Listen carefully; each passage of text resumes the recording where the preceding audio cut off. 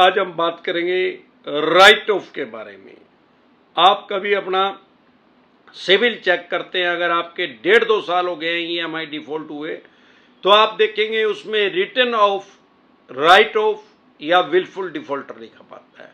इसका मतलब क्या है? राइट ऑफ होने के बाद क्या 1 रुपया भी नहीं देना है क्या? सबसे पहले इसके बारे में बात करेंगे। साथियों, अगर आपके पास पैसे हैं तो इनके पैसे दे दे और मरे हुए सांप को अपने गले से निकाल ले। नहीं पैसे हैं तो राहु केतु ग्रह तो क्या करेगा? दुनिया का कोई ग्रह धरती पे आके आपका कुछ नहीं बिगाड़ सकता। और ये चवन्नी चाप तो शुद्ध ही कुछ नहीं है, इनका यमराज तो बैठा ही अमरदीप का दिया। आप हमारे से पर्सनल मीटिंग करना चाहते हैं, पर्सनल एडवाइस लेना चाहते हैं या टेलीफोनिकली एडवाइस लेना चाहते हैं? अगर आप पर्सनल एडवाइस लेना चाहते हैं तो 5 स्टेटों में हमारे ऑफिस हैं। आप किसी भी स्टेट में, जिस स्टेट में आप रहते हैं या जिस स्टेट में हमारा ऑफिस है, नियर बाय आपकी कोई भी स्टेट है तो आप हमारे से वहां पर्सनल मीटिंग कर सकते हैं। आप दिल्ली में रहते हैं तो कुंडली बॉर्डर पे मीटिंग कर सकते हैं, हरियाणा में रहते हैं तो एनसीआर में कर सकते हैं, मुंबई में रहते हैं तो गोरेगांव में कर सकते हैं, गुजरात में रहते हैं तो अहमदाबाद दिल्ली दरवाजा पे कर सकते हैं, पंजाब में रहते हैं तो लुधियाना में कर सकते हैं।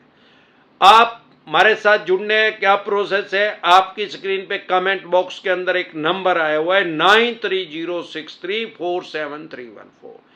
इस नंबर को सेव करके डायरेक्ट कॉल करेंगे, कोई रिप्लाई नहीं आएगा। व्हाट्सएप कॉल करेंगे, कोई रिप्लाई नहीं आएगा। व्हाट्सएप मैसेज करेंगे तो तुरंत प्रभाव से रिप्लाई आएगा कि कैसे आप हमारे साथ पर्सनली मीटिंग कर सकते हैं, पर्सनल एडवाइस ले सकते हैं या टेलीफोनिकली भी एडवाइस ले सकते हैं। ये नंबर जो है मेरी टीम के पास होता है।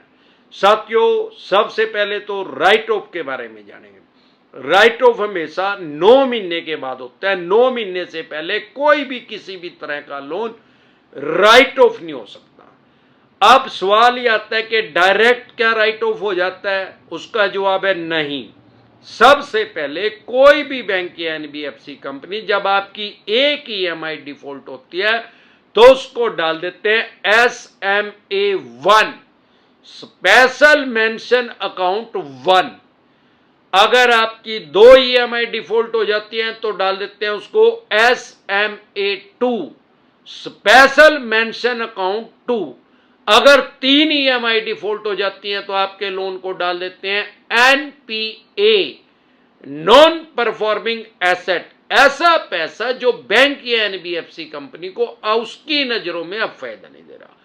और 9 महीने के बाद ज्यादातर जर्नली देखने में आया कि 9 से 12 महीने के बाद कोई कम अमाउंट हो तो उसको बैंक या एनबीएफसी कंपनी राइट ऑफ कर देते हैं, क्योंकि उस 12 महीने में, 9 महीने में, 9 से 12 महीने में वो साम दाम दंड भेद सारे तरीके यूज करके देख लेते हैं। चवन्नी छाप कुत्तों को भी लगा के भेज दे, छोड़ के देख देते हैं, जो कि बड़वे हैं, दल्ले हैं, जीपी रोड के दल्ले हैं, कुत्ते, ये चवन्नी छाप है जो ये भी लोगों के ऊपर दबाव डाल के देख लेते हैं। इनको प्रेशर डाल के 99% फेक नोटिस भी भेज के देख लेते हैं। तब इनको लगता है कि भाई ये पैसा अब मिलेगा नहीं। बैंकिंग की भाषा में उसको बोलते हैं राइट ऑफ, बट्टा खाता। तो बैंक या एनबीएफसी कंपनी उसको 9 महीने के बाद डाल सकता है। ये जरूरी नहीं है कि डालेगा ही, उसकी मर्जी है, उसके विवेक पे निर्भर करता है। अब क्योंकि वो 1 साल तक आपके ऊपर सारा दबाव डाल के उसने देख लिया और पैसे मिले नहीं तो वो समझ जाता है भाई ये तो नंगड़ होया पड़ा है, इस पे नहीं पैसे हैं, यूं नहीं देंदा। तो वो क्या करते हैं, अपने लेजर को, अकाउंट को, बही खाते को साफ सुथरा कर लेते हैं, उसमें से उसको डिलीट कर देते हैं।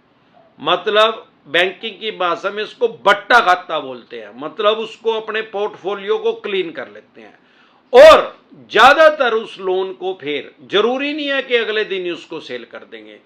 किसी छोटे बैंक या एनबीएफसी कंपनी को उसको सेल आउट कर देते हैं। कितने में करते हैं? 10-15% में। अगर आपका 10 लाख रुपए का है तो वो 1-1.5 लाख रुपए में, 1 लाख का है तो 10-15 हजार रुपए में। फिर वो उनके चवन्नी छाप क्या करते हैं, जो उसको खरीदती है जो कंपनी, वो क्या करते हैं, उस अमाउंट को बढ़ा देते हैं। अगर आपका 5 लाख है तो उसको बढ़ा के ब्याज प्लंटी जुर्माना लगा के 9 लाख कर देंगे। अब उन भिखमंगों ने खरीदा तो उसको 70-80 हजार रुपए में है ज्यादा से ज्यादा। अब वो क्या सोचते हैं, अगर हम इसको 8 लाख रुपए कह के इसके ऊपर प्रेशर डालेंगे और फिर सेटलमेंट के ऑप्शन पे आएंगे, अगर इसने 2 लाख भी दे दिए तो भी 75-80 हजार का माल 2 लाख रुपए में बिक गया। भाई हमारे तो 80 हजार रुपए लगे थे और हमें 2 लाख मिल गए। 35% कमीशन इन चवन्नी छाप कुत्तों को मिल जाती है। डरे घबराए नहीं, अपने राइट जान लें। ऐसे जिस बैंक एनबीएफसी कंपनी ने आपके लोन को खरीदा है उसके पास कोई एक्स्ट्रा राइट्स, कोई एक्स्ट्रा अधिकार नहीं आगे। उसके पास उतने राइट्स, उतने ही अधिकार हैं जितने आपने उस बैंक एनबीएफसी कंपनी को दिए थे जहां से आपने लोन लिया था, जिसने आपके लोन को राइट ऑफ किया है। और कोई वही राइट्स इनको उसने बेच दिया है। ऐसा कुछ नहीं है कि अब ये 420 लगा देंगे या और कुछ मनगढ़ंत बातें 406 लगा देंगे, फलानी लगा देंगे। कुत्ते बकवास करते हैं। टोटल 99% आपके पास जो नोटिस आ रहे हैं वो फेक नोटिस हैं। जब भी कोई नोटिस आए फेक नोटिस डिसेंटेड वाली के वीडियो देख लें, आपको पता लग जाएगा नोटिस फेक है कि जेन्युइन है। अगर वो जेन्युइन लग रहा है तो सारे देश की कोर्ट जो है ऑनलाइन हो चुकी है, यूट्यूब पे जलजला आ चुका है, अमरदीप कादियान आ चुका है। डरे घबराए नहीं, इनका सारा भांडा फोड़ रहा हूं। आप ई कोर्ट लोड कर ले, ई कोर्ट नाम से गवर्नमेंट का ऐप है, उसमें सारे देश की कोर्ट शो हो रही है। उसमें चवन्नी छाप फेक एंट्री नहीं कर सकते। अब आप ई कोर्ट आपने लोड कर लिया। बहुत से कमेंट हमारे यूट्यूब चैनल पे आते हैं जिसका नाम डिसेंट एडवाइज है कि सर हमने ई कोर्ट लोड कर लिया, ई कोर्ट चलाना नहीं आता। अरे यूट्यूब पे 500 वीडियो डली हुई है यार, ई कोर्ट चलाना जो सिखा रहे हैं आपको। एक फोन में यूट्यूब पे चला लो वीडियो और दूसरे फोन में अपना ई कोर्ट चला लो, इजीली चल जाएगा। बिल्कुल आसान है, पेटीएम की तरह चलाना आसान है। जब कोशिश करोगे तो आ जाएगा। अब अगर आपके ऊपर असल में केस हुआ है तो अगर वो इन्होंने चेक बाउंस का केस किया है तो तुरंत प्रभाव से बेलेबल ऑफेंस है, जमानती अपराध है, तुरंत प्रभाव से इसमें जमानत हो जाती है। अपनी जमानत करवा ले और फिर माननीय सुप्रीम कोर्ट तक जाते हैं, 40-45 साल लगते हैं। अब ये सवाल ही आता है कि सर राइट ऑफ क्या कभी हट सकता है? भाई उसका जवाब ये है, हां, अगर आप ब्याज प्लंटी जुर्माने सहित, फॉर एग्जाम्पल आज आप पैसा देने जा रहे हैं इनका, आज तक का सारा पैसा आपने दे दिया ब्याज प्लंटी जुर्माना लगा के, तो फिर आपके जो सिबिल है उसके अंदर क्लोज लिखा आ जाएगा। वो राइट ऑफ शब्द जो है उसमें से हट जाएगा, वहां क्लोज लिखा आ जाएगा, भाई ये जो लोन है वो बंद हो गया साफ सुथरे तरीके से। अब सवाल ये आता है कि अगले महीने ही आ जाएगा, 2-3 महीने लग जाएंगे उसमें अपडेट होने में। अब सवाल ये आता है, अगर उस बैंक एनबीएफसी कंपनी ने लोन वो बेच दिया तक क्या फिर भी वो राइट ऑफ हट जाएगा?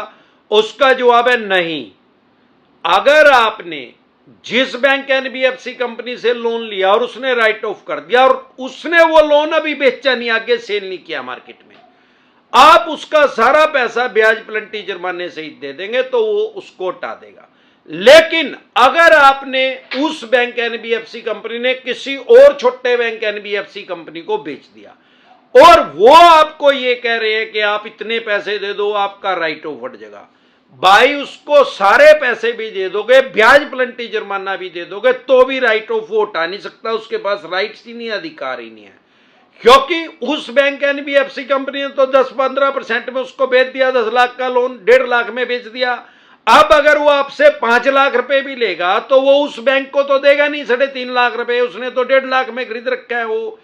तो जिस बैंक एनबीएफसी कंपनी ने आपको लोन दिया है उसने राइट ऑफ किया, मतलब अपना घाटे में बेचा है ना। 10 लाख का माल 1.5 लाख में बेचा है तो उसने तो राइट ऑफ कर दिया, वो उसको कभी नहीं हटाएगा। गफलत की स्थिति में ना रहे, अपने राइट्स और अधिकार जान लें। 2 तरह के नोटिस को कभी भी अवॉइड ना करें। एक 138 जिसको सामान्य बोलचाल की भाषा में चेक बाउंस बोलते हैं, अगर आप इसको इग्नोर करेंगे, हल्के में लेंगे तो आपका बेलेबल वारंट इशू हो जाएगा, फिर नॉन बेलेबल वारंट इशू हो जाएगा।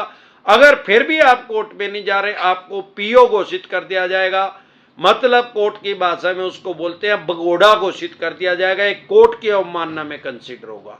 आपके 2 लोन डिफॉल्ट हो गए, 5 हो गए या 25 हो गए, क्राइम में कंसिडर नहीं होता, अपराध की श्रेणी में नहीं आता। लेकिन अगर आप कोर्ट की अवमानना करेंगे तो यह अपराध की श्रेणी में आता है। आपको 14 दिन के लिए न्यायिक हिरासत हो सकती है, 14 दिन के लिए आपको जेल में जाना पड़ सकता है। लेकिन अगर आप इसको इग्नोर नहीं कर रहे हैं, हल्के में नहीं ले रहे हैं, तो ये बेलेबल ऑफेंस है, जमानती अपराध है, सेम डे जमानत हो जाती है, बाय एंड जमानत हो जाती है। दूसरा, अगर सरफेसी एक्ट 2002 के अकॉर्डिंग आपके पास नोटिस आ रहा है 13(2) का, 13(4) का, सिंबॉलिक पोजीशन का, फिजिकल पोजीशन का, डीएम साहब का, उसको कभी भी हल्के में लेने, कभी भी उसको इग्नोर ना करें। अगर आप उसको इग्नोर करेंगे तो अपनी मकान, दुकान, जमीन, जायदाद, फैक्ट्री, कारखाना, स्कूल, कॉलेज, बंगला, कोठी या शोरूम, जो भी आपने मॉर्गेज करके, गिरवी रख के, रैन रख के इनसे पैसा लिया है, सीसी लिमिट लिया, ओडी लिमिट लिया, होम लोन लिया, लैप लिया, लोन अगेंस्ट प्रॉपर्टी लिया या अन्य किसी तरह का लोन लिया है, उसकी ये एक्शन कर देंगे, बोली कर देंगे, सेल कर देंगे, स्क्रैप के रेट में, कबाड़ी के रेट में उसको बेच देंगे। लेकिन अगर आपको अपने राइट्स पता है तो उसको स्क्रैप के रेट में नहीं बेच सकते, आप कानूनी रूप से आप उसका बचाव कर सकते हैं। आप एक सिंपल नोटिस इशू कीजिए। अगर फॉर एग्जांपल आपकी प्रॉपर्टी की वैल्यू 3 करोड़ रुपए है, आपने देने 1 करोड़ है और ये 1 करोड़ में उसको सेल करने की कोशिश कर रहे हैं, आप एक सिंपल नोटिस इशू कीजिए, भाई जिस लोकेशन पे मेरी प्रॉपर्टी है उसी लोकेशन पे 2 आदमियों के एफिडेविट लेके आओ कि वो 1 करोड़ में अपनी प्रॉपर्टी को सेल करने के लिए तैयार हैं। ना नूमन तेल होगा, ना राधा नाचेगी। इसके अलावा सरफेसी एक्ट ने आपके जो फंडामेंटल राइट्स हैं, आपको जो संविधान ने अधिकार दिया, उनको खत्म नहीं किया। हमारे देश में वर्ल्ड की सबसे बड़ी डेमोक्रेसी है, दुनिया का सबसे बड़ा लोकतंत्र है। हमारे देश में सरफेसी एक्ट या कोई भी ऐसा एक्ट नहीं आ सकता जो आपके फंडामेंटल राइट्स को खत्म कर दे। अगर आप कोई भी तरह का आपका सरफेसी एक्ट का नोटिस आ रहा है, सिर्फ उसको इग्नोर ना करें। अगर आपका केसीसी का लोन है, खेती किसानी से संबंधित कोई लोन है, तो आपके ऊपर सरफेसी एक्ट इंप्लीमेंट नहीं होता। 20% से पैसे अगर आपके कम रह गए हैं तो भी सरफेसी एक्ट लागू नहीं होता।